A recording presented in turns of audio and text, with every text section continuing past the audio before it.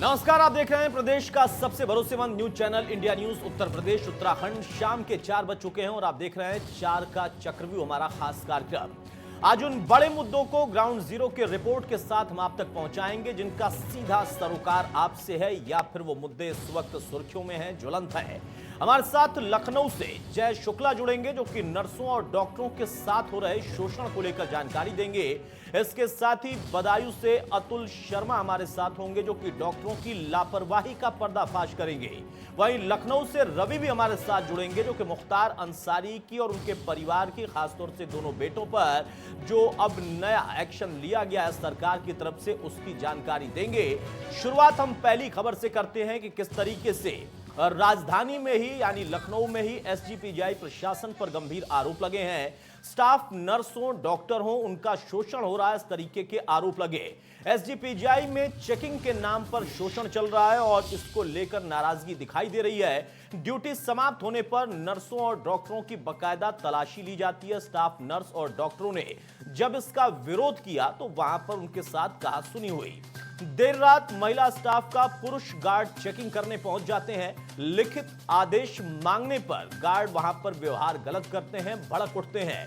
जो नियम है, नियम के तहत वहां पर अगर चेकिंग होती है तो उस पर किसी को आपत्ति नहीं है, लेकिन आप देखिए कि किस तरीके से नियमों का मखौल उड़ाकर उनकी अनदेखी करके यहां पर इस तरीके का कृत्य हो रहा है। और उसको लेकर वहां के नर्सेज या फिर वहां के डॉक्टर्स ने अपनी आपत्ति जाहिर की तो गार्ड उनसे भी बदसलूकी से बाज नहीं आए। हमारे सहयोगी जय शुक्ला हमारे साथ जुड़े हैं। जय, डॉक्टर्स और नर्सों के साथ इस तरीके का व्यवहार अचानक से आखिर क्या वहां पर बदल गया और कौन सी ऐसी चीज है जिसकी तलाशी ली जा रही है? क्या किसी तरीके कोई इनपुट आए हैं? वहां पर सिक्योरिटी एजेंसी कोई बदली है? क्या है मामला? बिल्कुल, आपको बता दें कि जिस तरह से राजधानी लखनऊ के एसजीपीजीआई से तस्वीरें निकलकर सामने आई हैं, काफी शर्मनाक है और बेहद ये निंदनीय तस्वीरें हैं, क्योंकि जिनको अभी तक हम लोग कोरोना योद्धा मानते हैं और आज भी वो कोरोना योद्धा हैं और ये लगातार ड्यूटी में लगे हुए जितना भी पैरामेडिकल स्टाफ है, चाहे वो डॉक्टर्स हो चाहे वो नर्स हो, लगातार लगे हुए हैं। तो आपको बता दें कि राजधानी लखनऊ के एसजीपीजीआई में जो राजधानी कोविड हॉस्पिटल बनाया गया है, वहां पर जो भी स्टाफ लगा हुआ है उनके बाकायदे चेकिंग की जा रही है। जब वो अपने घर के लिए निकलते हैं, जब वो जो क्वारंटाइन सेंटर जहां उनको रखा गया है वहां के लिए जब वो निकलते हैं अपनी ड्यूटी खत्म करके, उसके बाद उनकी कहीं ना कहीं तलाशी ली जाती है। और सबसे शर्मनाक बात यह है कि जिस तरह से वहां की जो नर्सिंग एसोसिएशन की जो अध्यक्ष है सीमा शुक्ला ने एक साफ तौर पर आरोप लगाया कि जिस तरह से उनकी तलाशी रात में जब वो काम करके निकलते हैं तो बस में कहीं ना कहीं जो जेंट्स स्टाफ होता है, जो गार्ड का जेंट्स स्टाफ होता है, वो जो महिला नर्स है उनकी तलाशी लेता है, इंडिविजुअल तलाशी ली जाती है। तो ये कहीं ना कहीं काफी शर्मनाक है, जिसका इन लोगों ने विरोध किया है। हालांकि इस पूरे मामले पर जब हमने जो डायरेक्टर है एसजीपीजीआई के उनसे बात करने की कोशिश की, लेकिन उनसे बात नहीं हो पाई है। तो वहीं जो उनके सहायक जो नोडल अधिकारी बनाए गए हैं डॉक्टर आलोक नाथ, उनसे जब हमारी बात हुई तो उन्होंने कहा ऐसा कोई भी आदेश फिलहाल लिखित तौर पर नहीं दिया गया है कि किसी की भी इस तरह की इंडिविजुअल तलाशी ली जाए। हालांकि जो सुरक्षा एजेंसी है उनको ये जरूर सतर्क किया गया है कि जिस तरह से जो वहां पर पेशेंट एडमिट हैं, उनके सामान गायब होने की सूचना आ रही थी, तो उनको जरूर अलर्ट किया गया है कि जो भी वहां पर आने जाने वाले हैं, लोग हैं, व्यक्ति हैं, उन पर निगरानी जरूर रखी जाए। लेकिन इस तरह से किसी की इंडिविजुअल तलाशी ली जाए, ऐसी कोई जो लिखित जो आदेश है वो नहीं दिया गया है। यहाँ पर एक चीज समझना बहुत जरूरी है, एसजीपीजीआई कोई छोटा मोटा संस्थान नहीं है, प्रतिष्ठित संस्थान। और वहां पर ये डॉक्टर, ये नर्सेज जो कि कोरोना वॉरियर्स के तौर पर लगातार सेवा देते रहे, अचानक से क्या वाकई इस तरीके की कोई इनपुट्स निकल कर आए कि हाँ सामान गायब हो रहा है? और सामान गायब हुआ, कैमरों का दौर चल रहा है, तो वहां पर क्या नर्सेज और डॉक्टर पर किसी ने आरोप लगाया है? और अगर ऐसा हुआ भी तो फिर उसके बाद जांच की कौन सी प्रक्रिया है जो लिखित में नहीं है लेकिन नियमों की अनदेखी करके और उसके साथ साथ जो मापक होते हैं, मापदंड होते हैं, उनकी अवहेलना करके की गई? तो बिल्कुल ये भी एक बड़ा सवाल उठता है कि कोई भी लिखित आदेश नहीं है, बावजूद उसके इस तरह की हरकतें की जा रही हैं। हालांकि अगर हम बात करें तो जो यहाँ के जो nodal officer, assistant nodal officer हैं, जो आलोक नाथ जी हैं, उनसे हमारी बात हुई है तो उन्होंने बताया कि कुछ शिकायतें जरूर आई थी। जो पेशेंट वहां पर एडमिट थे उनके कुछ सामान गायब होने की शिकायतें जरूर आई थी, जिसको लेकर के जो सुरक्षा एजेंसी है उनको सतर्क किया गया था। ये जरूर कहा गया था कि आने जाने वालों पर निगरानी रखी जाए, सीसीटीवी कैमरों को जो है दुरुस्त रखा जाए, उससे बाकायदे मॉनिटरिंग की जाए, इस तरह की घटनाएं ना हो। लेकिन इंडिविजुअल किसी की तलाशी ली जाए, ऐसी कोई जो निर्देश है, ऐसा कोई निर्देश नहीं जारी किया गया था। बावजूद कहीं ना कहीं जो सुरक्षा एजेंसी है या वहां के जो नोडल ऑफिसर हैं आरके सिंह है, उनसे भी हमने बात करने की बहुत कोशिश की, लेकिन उनका फोन नहीं उठा। ना ही मैंने कई बार कोशिश की कि शायद उनसे बात हो जाए, आखिर ये क्या पूरा मामला था, उनकी तरफ से भी क्लियर हो जाए कि किसी तरह का कोई आदेश है या क्या है। जिस तरह से जो नर्सिंग स्टाफ है उन्होंने साफ तौर पर आरोप लगाया, जो वहां के नोडल ऑफिसर हैं आरके सिंह, जो डॉक्टर आरके सिंह है, उन पर साफ तौर पर आरोप लगाया कि उनकी तरफ से ये जरूर कहा गया है कि सबकी इंडिविजुअल तलाशी ली जाए। हालांकि जो वीडियो हम लोग को मिला है उसमें बाकायदे जो नर्सिंग एसोसिएशन की जो अध्यक्ष हैं सीमा शुक्ला, वो बात करते हुए भी दिख रही हैं कि किस तरह से वो बात कर रही हैं, उनसे पूछ भी रही हैं कि आखिर ये कौन सा आदेश है कि लोगों की इस तरह से इंडिविजुअल तलाशी ली जा रही है रात में, बगैर किसी महिला स्टाफ के, बगैर किसी महिला गार्ड के, इस तरह से जेंट्स गार्ड अगर तलाशी लेंगे तो कहीं ना कहीं एक बड़ा सवाल जरूर उठता है। महिला सुरक्षा को लेकर भी एक बड़ा सवाल जरूर उठता है। जय, यहां पर आपने सीमा शुक्ला का जिक्र किया, क्या उनसे संपर्क हो पाया, उनसे बातचीत हो पाई? और अब डॉक्टर्स एसोसिएशन भी चूंकि होते हैं और डॉक्टरों की जो टीम है, नर्सेस जो है वहां पर, उन लोगों ने अपनी तरफ से आपत्ति जाहिर की, लेकिन जब सुनवाई ही कहीं नहीं तो आगे उनका क्या कहना है? क्या कदम उनकी तरफ से उठाए जा रहे हैं या फिर वो क्या मांग कर रहे हैं? बिल्कुल, अगर हम बात करें जो नर्सिंग एसोसिएशन की जो अध्यक्ष हैं सीमा शुक्ला की हम बात करें, तो वो इस समय कोविड में ड्यूटी कर रही हैं और इस समय उनका क्वारंटाइन वक्त भी चल रहा है, वो होटल में थी। हालांकि उनसे हमने टेलीफोनिक जरूर संपर्क किया, तो उन्होंने बताया कि इस पूरे मामले को लेकर के उन्होंने लिखित शिकायत की है, मुख्यमंत्री से भी उन्होंने शिकायत किया है और इस पूरे मामले की जांच की भी शिकायत पूरा वो किया है कि इस पूरे मामले की जांच की जाए और जो भी दोषी हो उनके ऊपर कार्रवाई की जाए, क्योंकि ये काफी शर्मनाक स्थिति है कि जिस तरह से बगैर महिला स्टाफ के और इस तरह से देर रात चेकिंग की जा रही, नर्सिंग स्टाफ की चेकिंग की जा रही, जो हमारे कोरोना योद्धा हैं उनके ऊपर इस तरह से आरोप लगा करके उनकी चेकिंग की जा रही, तो कहीं ना कहीं ये काफी शर्मनाक जरूर है। और उन्होंने कहा कि इसको पूरी तरह से ऊपर तक ले जाया सीमा शुक्ला जाएगा। के जरिए इसकी डायरेक्टर से उन्होंने मॉनिटरिंग की जा रही है, आगे भी वो अपनी तरफ से इस पर आपत्ति करेंगे। लेकिन जय, यहां पर आपने कहा कि डायरेक्टर से बात नहीं हो पाई, वहां पर जो सिक्योरिटी ऑफिसर हैं, चीफ सिक्योरिटी ऑफिसर भी इतने बड़े संस्थान में होते हैं, क्या उनसे संपर्क हुआ? उनको ऑर्डर कहां से मिला था, या उन्होंने अगर ऑर्डर दिया तो किस वजह से ऑर्डर दिया? इसकी लिखित कहीं कोई कॉपी क्यों नहीं है, लिखित आदेश क्यों नहीं है? और अगर आदेश है भी तो क्या वहां पर किसी को यह नहीं पता कि जो महिला नर्सेज हैं उनकी तलाशी कौन ले सकता है? अगर इसकी जरूरत पड़ती है, कई जगहों पर कई बार जरूरत पड़ती भी है, तो उसकी एक प्रक्रिया है, उसकी एक व्यवस्था होती है, उसकी अनदेखी का क्या मकसद है? बिल्कुल, हम आपको बताएं कि जिस तरह से अगर हम सिक्योरिटी जो यहाँ के अधिकारी हैं उनसे बात करने की बात कर रहे हैं, तो उनसे भी मैंने कोशिश की लेकिन उनसे बात नहीं हो पाई है। जो नोडल ऑफिसर हैं, assistant nodal officer doctor Aloknath ji, उनसे मेरी जरूर बात हुई है और पूरी बात उन्होंने बताई है कि किसी भी तरह की कोई लिखित शिकायत नहीं थी। हालांकि उन्होंने ये जरूर बताया कि पेशेंट जो यहाँ पर एडमिट है कोविड हॉस्पिटल में, जो पेशेंट एडमिट, क्योंकि यहाँ बड़ा संस्थान है तो यहाँ पर तमाम मंत्री और जो आईपीएस अधिकारी हैं, तमाम अधिकारी भी यहाँ पर एडमिट रहते हैं, हाई प्रोफाइल लोग यहाँ पर एडमिट हैं। तो कहीं ना कहीं उन्होंने ये जरूर कहा कि लोगों की सामान मिस होने की जो यहाँ से कुछ सूचना मिल रही थी, उसको देखते हुए ये जरूर किया गया था कि मॉनिटरिंग तेज की जाए, सारे लोग पर नजर रखी जाए, लेकिन इस तरह का कोई भी आदेश नहीं दिया गया है कि किसी नर्सिंग स्टाफ या किसी डॉक्टर की इस तरह से इंडिविजुअल तलाशी ली जाए, वो भी देर रात जब वो अपनी ड्यूटी खत्म करके घर जा रहे हो या जो क्वारंटाइन सेंटर है वहां जा रहे हो। तो इस तरह से साफ तौर पर उन्होंने कहा कि इस तरह का कोई भी आदेश नहीं दिया गया है। जी चलिए, बहुत शुक्रिया जय हमारे साथ जुड़ने के लिए। तो एसजीपीजीआई एक प्रतिष्ठित संस्थान और वहां पर देखिए किस तरीके का कृत्य हो रहा है और बिना लिखित आदेश के चेकिंग कराया गया। लेकिन सबसे बड़ी बात, चेकिंग से आपत्ति शायद किसी को ना हो, वहां पर तलाशी अगर ली जाए तो भी इस पर आपत्ति ना हो, या फिर कोई आपत्ति करे तो उसकी कोई वैल्यू नहीं। लेकिन जिस तरीके से वहां महिला स्टाफ की, डॉक्टर्स हो या नर्सेज हो, उनकी तलाशी ले रहे हैं, उनको चेकिंग इंडिविजुअल तौर पर वहां पर कर रहे हैं, वो भी पुरुष सहकर्मी या फिर कहें कि सिक्योरिटी के लोग, तो वो अपने आप में आपत्तिजनक भी है। और एक प्रतिष्ठित संस्थान में इस तरीके का कृत्य हो रहा है तो सोचिए कि अंदाजा लगाइए कि छोटे संस्थानों में स्थिति क्या होगी। अब इस पर पूरे मामले पर अगर हम देखें तो डायरेक्टर की तरफ से, नोडल ऑफिसर की तरफ से या तो इसकी अनदेखी की जा रही, या फिर जब मामला मीडिया के प्रकाश में आ गया तो फिर लीपापोती करने की कोशिश है। इधर बदायूं के बलसी थाना इलाके में ट्रक ने बाइक सवार पति पत्नी को टक्कर मार दी। हादसे में बाइक सवार महिला गंभीर रूप से घायल हो गई और वहां से गुजर रहे दरोगा सुशील पवार ने घायल महिला को तुरंत अपनी गाड़ी से नजदीकी बिलसी स्वास्थ्य केंद्र पर पहुंचाया।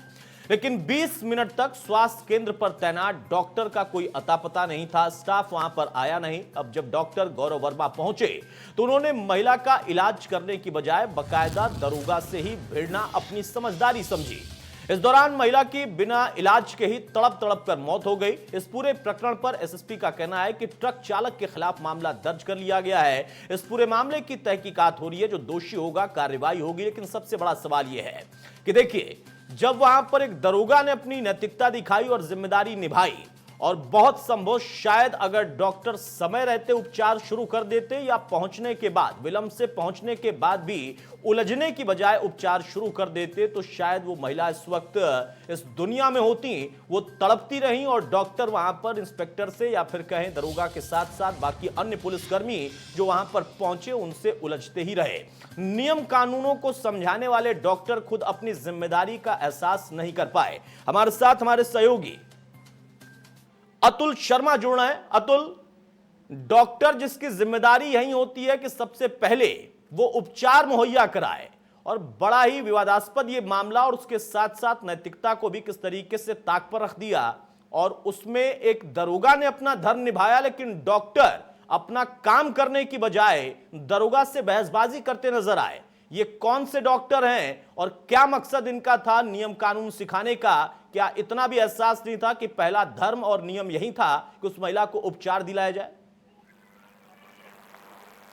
हाँ, मैं आपको बताना चाहता हूँ कि बिलसी थाने में कल एक बाइक सवार दंपत्ति को पीछे से ट्रक ने टक्कर मार दी, जिसमें वो महिला जो थी वो गंभीर रूप से घायल हो गई। वहां से गुजर रहे जो दरोगा पवार साहब जी ने उसको तुरंत उठा के पास के सीएससी बिलसी सीएससी में ले गए। यहाँ मौजूद जो गौरव वर्मा डॉक्टर थे, उनसे उनकी नोकझोंक हुई। सबसे बड़ी बात मैं आपको बताना चाहता हूँ, कोरोना वॉरियर्स, कोरोना योद्धा के नाम से जो डॉक्टर जाने जाते हैं, जिन्होंने बहुत सेवाएं दी हैं, अपना पूरा दिन दिया है, संक्रमित होने के बाद भी वो फिर से दोबारा ड्यूटी कर रहे हैं। वहीं ऐसे विवादास्पद मामले सामने आते हैं जिससे उनकी छवि खराब होती है। ऐसा ही एक मामला बदायूं बिलसी के थाना क्षेत्र सीएससी पे आया, जहाँ एक घायल महिला का इलाज करने के बजाय वो पुलिस से उलझते नजर आए। वहीं दरोगा भी कहता रहा कि आप मुझसे उलझने के बजाय पेशेंट को देखिए, इसकी जान बच जाएगी, ये बहुत गंभीर रूप से घायल है, इसको मैं अकेला लेके आया हूँ। लेकिन वो एक नियम कानून समझाते रहे और अपने जो ड्यूटी थी उनकी। अतुल यहाँ पर जैसा हम सुन भी पा रहे हैं इस वीडियो में जो ऑडियो है, कि वहां पर डॉक्टर को टोन बहुत बुरी लग गई थी। 20 मिनट तक वो नहीं पहुंचे। उन्होंने तर्क दिया कि दरअसल यहां पर एक अकेला डॉक्टर है, वो क्या क्या करे। चलिए मान लिया बोझ ज्यादा होगा और है वास्तविकता ये, लेकिन उसके बाद पहुंचने के बाद भी उलझने की बजाय उपचार कर सकते थे। वो टोन के चक्कर में उलझ गए कि दरोगा का टोन खराब है, और दरोगा उनसे कहता नजर आ रहा है कि मैंने कुछ गलत तो नहीं कहा है। हाँ जी, मैं आपको लोगों बता दूं, सुशील पवार जी थे, वो जिन परिस्थितियों में उसे लेके आए थे वो बहुत काफी घबराए हुए थे, क्योंकि महिला बहुत गंभीर रूप से घायल थी। उन्होंने सिर्फ इतना ही कहा कि पहले इसका इलाज करिए, क्योंकि उस समय कोई पेशेंट भी गंभीर नहीं था सीएससी पे, तो जाहिर सी बात है कि उस महिला का उपचार पहले करना चाहिए था। यही बात उन्हें नागवार गुजरी और वो नियम कानून उसको समझाने लगे। इस नियम कानून में इतनी देर हो गई जो महिला तड़प तड़प कर उसकी मौत हो गई। तो कहीं ना कहीं संवेदनशील मामला है। बहुत ही हैरान करने वाली बात है कि एक डॉक्टर जो अपना जब डॉक्टरी शुरू करते हैं तो ये कसम खाते हैं कि उनका पहला कर्तव्य मरीज को बचाना है। वहीं इस तरह की घटनाएं जब सामने आती हैं तो बड़े बिल्कुल वो शपथ शायद ये भूल चुके होंगे डॉक्टर साहब। बहुत जल्दी से अतुल एक आखिरी सवाल, उसका जवाब दे दीजिए। यहां पर एसएसपी ने कहा है कि जो गाड़ी जिसने टक्कर मारी थी उसके ड्राइवर पर मुकदमा होगा, गिरफ्तारी होगी, वो एक्शन होगा। क्या यहां पर इन डॉक्टर के खिलाफ भी किसी एक्शन की बात है, खुद इनके विभाग से या फिर पुलिस महकमे की तरफ से? हाँ, मैं आपको बताना चाहता हूँ, जिस कप्तान साहब ने तो अपने ड्यूटी पूरा उनकी निभाई है। उन्होंने कहा कि ट्रक चालक के खिलाफ मुकदमा लिख लिया गया है और जल्दी उस पर कार्रवाई की जाएगी। वहीं अगर बात करें डॉक्टर की, तो अभी ना हमारे सीएमओ साहब ने की बात नहीं हो पाई है, ना ही जिला अधिकारी कुमार प्रशांत ने अभी कुछ इस बारे में कहा है। जहाँ तक बात करें तो कुमार प्रशांत काफी सख्त हैं इस मामले को लेकर, और उसकी गहराई जांच कराने की बात अभी फिलहाल उन्होंने कही है। हमसे अनऑफिशियली ये बात को कहा है कि पहले वीडियो वायरल देखा जाएगा, पूरे मामले की जांच की जाएगी और जो भी दोषी होगा उसके खिलाफ कार्रवाई की बात। चलिए, जांच का झुंझुना बजता रहेगा। और एक महिला की जान नहीं बच पाई, अपने आप में सवाल है। एक पुलिसकर्मी ने, एक दरोगा ने जब उस महिला को घायल अवस्था में देखा तो जिम्मेदारी समझकर अस्पताल पहुंचाया, लेकिन उसे एहसास नहीं था कि उसकी टोन जो कि खराब थी या नहीं पता, लेकिन डॉक्टर साहब को इतनी बुरी लग जाएगी कि वो उससे उलझते रहेंगे, और जो उसका मकसद है कि कम से कम महिला को उपचार मिल जाए वो नहीं मिलेगा और जान चली जाएगी। बहुत शुक्रिया हमारे साथ जुड़ने के लिए अतुल। तो ये तस्वीर आप देखिए, कई बार ऐसा भी दिखता है जहां पर एक तरफ डॉक्टरों का शोषण या फिर उनके साथ व्यवहार गलत था, वहां पर एक डॉक्टर का व्यवहार कैसा गलत था और कितना गैर जिम्मेदाराना था कि एक महिला की जान चली गई। इधर उत्तर प्रदेश के बाहुबली डॉन मुख्तार अंसारी पर शिकंजा लगातार कस रहा है। उनके दोनों बेटों उमर और अब्बास पर अब 25-25 हजार रुपए का इनाम घोषित किया गया है। इन दोनों के ऊपर अवैध कब्जे, जालसाजी, साजिश रचने जैसे कई गंभीर धाराओं में मुकदमे दर्ज हैं। एफआईआर दर्ज होने के बाद से ये दोनों फरार भी हैं। पुलिस उनकी तलाश कर रही है। उनका कुछ पता न चलने पर उन पर इनाम घोषित किया गया। आपको बता दें कि 27 अगस्त को मुख्तार अंसारी का अवैध कब्जे वाला घर गिराया गया था। यह इमारत उन्होंने लखनऊ के जियामऊ में बना रखी थी। इस कार्रवाई के बाद पुलिस ने सरकारी संपत्ति पर अवैध कब्जे के आरोप में मुख्तार और उनके दोनों बेटों उमर अंसारी और अब्बास अंसारी पर कई धाराओं में मुकदमा दर्ज किया।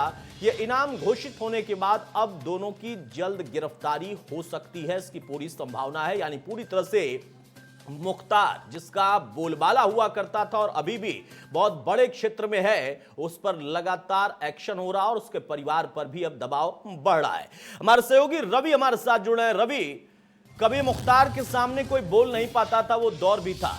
उस इलाके में आज भी कमोबेश स्थिति वही है, लेकिन अब सरकारी डंडा और पुलिस महकमे का शिकंजा दोनों जमकर बोलते और कसते दिख रहे हैं।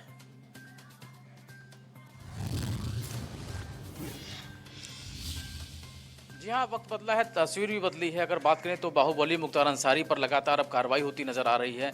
मुख्तार अंसारी के दो बेटे उमर और अब्बास, ये 25-25 हज़ार के इनामी हो चुके हैं।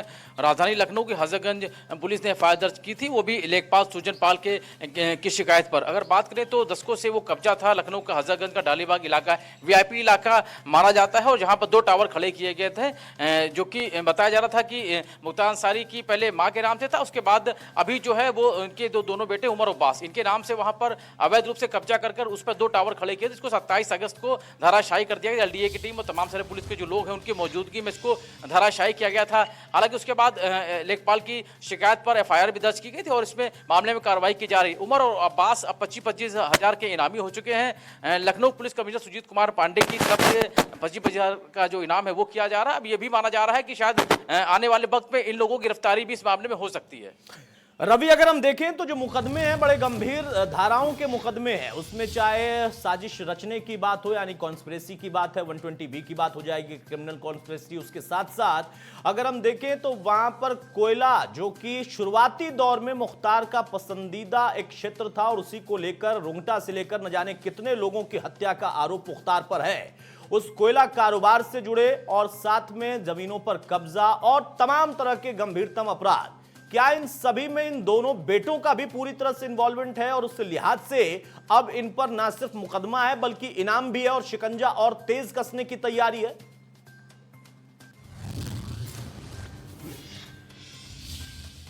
देखिए, उत्तर प्रदेश की अगर बात करें तो बाहुबली में अगर नाम है मुख्तार अंसारी का तो काफ़ी जाना माना नाम है। दशकों से ये नाम गूंजा करता था। लेकिन अगर बात करें तो उत्तर प्रदेश में जब से मुख्यमंत्री योगी आदित्यनाथ की अगुवाई में सरकार काम कर रही है, लगातार कानून व्यवस्था को लेकर बड़े बड़े दावे किए गए। हालांकि जरूर है कि जमीनी स्तर पर भी कुछ काम नजर आ रहा है। अगर बाहुबलियों की बात करें तो जिस तरीके से उन पर लगाम लगाने का काम किया जा रहा है, तमाम सारे बदमाशों को इनकाउंटर किए गए हैं। अतीक अहमद हो, मुख्तार अंसारी हो या दूसरे बाहुबलियों की अगर बात करें तो लगातार उनकी अवैध संपत्तियों को तलाशा जा रहा है, उन पर कार्रवाई की जा रही, लगातार मुकदमे हो रहे हैं। तमाम सारे ऐसे बदमाश जो जिला बदर किए जा रहे हैं। मुख्तार अंसारी पर लगातार कड़ी से कड़ी कार्रवाई जो करने की बात है वो सामने निकल कर आ रही है। लखनऊ के डालीबाग इलाके में ये 2 टावर धराशायी किए जो कि मुख्तार अंसारी के बेटों के नाम पर थे, जो फर्जी तरीके से उनके नाम कराए गए थे। उमर अब्बास जो कि 25-25 हज़ार के इनामी हो चुके हैं। उसके अलावा तमाम ऐसी बेनामी संपत्तियां हैं जो गलत तरीके से हासिल की गई। तमाम सारी ऐसी जमीनें हैं जिनको कब्जा किया गया है।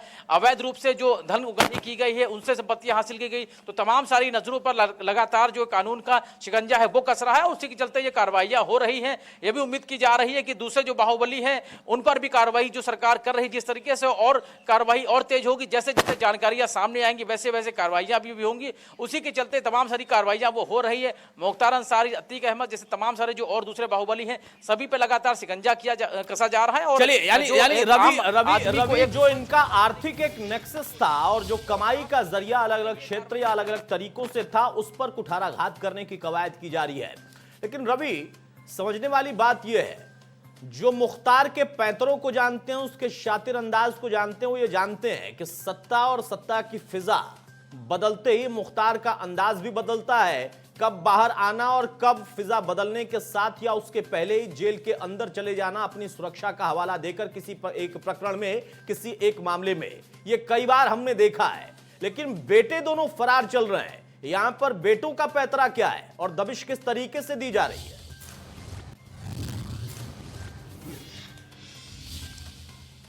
देखिए, अब अगर बात करें तो जो इस निष्क्रांत संपत्ति का ये मामला है, लखनऊ के हजरतगंज के डालीबाग इलाका, जो वीआईपी इलाका माना जाता है, जहां पर 2 टावर खड़े किए गए थे, जो कि कभी मुख्तार अंसारी की मां के नाम था, फर्जी तरीके से उनके नाम कराया गया था। अभी इनके 2 बेटों के नाम पर है, जहां पर 2 टावर खड़े किए गए थे। लगातार अगर बात करें तो कार्रवाई एलडीए की तरफ से की गई, लगातार नोटिस दिया गया, लेकिन कोई भी जवाब नहीं दिया गया। उसके बाद 27 अगस्त को भारी पुलिस बल की मौजूदगी में एलडीए के लोगों ने इस दोनों टावरों को गिराया है। उसके बाद बात करें तो जो लेखपाल सुजन पाल, उनकी शिकायत पर लखनऊ के हजरतगंज कोतवाली में फायर दर्ज की गई। अब दोनों ही जो बेटे उमर अब्बास है, उनको 25-25 हजार का इनाम लखनऊ पुलिस की तरफ से दर्ज किया गया है। और साफ तौर पे जैसे जैसे पुलिस की जांच आगे बढ़ेगी, वैसे वैसे कार्रवाई भी देखने को मिलेगी। लेकिन ये जरूर है कि लगातार बाहुबलियों को लेकर सरकार सख्त नजर आ रही है। तो यह भी उम्मीद जताई जा रही है कि जो अवैध रूप से जो संपत्ति हासिल की गई हैं, उनको जब्तीकरण का काम करने का काम है या उन पे कार्रवाई का काम है, वो लगातार सरकार की तरफ से किया जा रहा है। कानून अपना शिकंजा है वो लगातार कसता जा रहा है। तो कहीं ना कहीं कह सकते हैं कि जो दावे सरकार ने किए थे,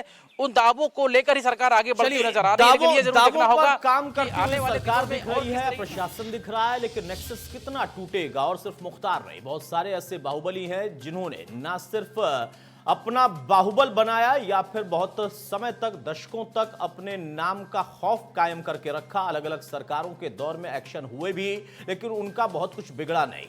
अब मौजूदा दौर में अगर इस तरीके से शिकंजा कसा जा रहा है तो उसका कितना बड़ा प्रभाव पड़ेगा और कितना परिणाम निकलेगा, ये देखने वाली बात होगी। बहुत शुक्रिया रवि हमारे साथ जुड़ने के लिए। तो 4 का चक्रव्यूह में हमने पड़ताल की 2 और तीसरी खबर वो जो कि बाहुबल से जुड़ी थी। 2 खबरें ऐसी जहां पर एक तरफ डॉक्टर और नर्सेस का खुद व्यवहार अच्छा नहीं हो रहा और दूसरी तरफ एक डॉक्टर अपने आप को बहुत बिजी बताते हुए, ये कहते हुए अगर सुनाई दे कि मैं टोन बर्दाश्त नहीं करता और महिला की जान चली जाए तो एक्शन वहां पर भी होना चाहिए। ठीक उसी तरह जैसे एक बाहुबली पर एक्शन हो रहा और उसका साम्राज्य इस वक्त खत्म करने की कवायद चल रही है। नमस्कार।